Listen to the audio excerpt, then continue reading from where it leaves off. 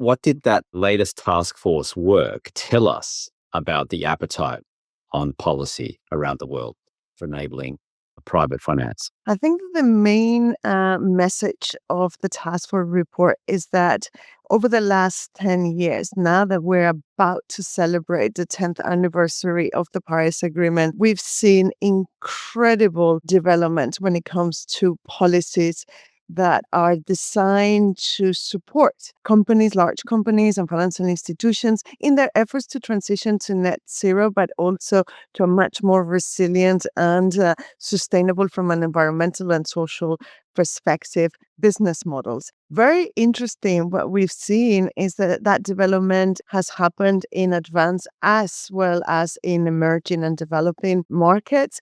But also that over the last year, despite the backlash in the US and despite the, let's call it recalibration in the EU, because it's still hard to fully assess what's happening right now in the EU, that policy development in this area has continued elsewhere in the world. The world has continued to turn.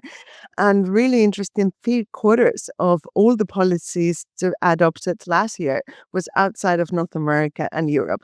So really what we're experiencing, it's sort of like a shift towards the south and east when it comes to the momentum in this area, very much around the Asia Pacific area.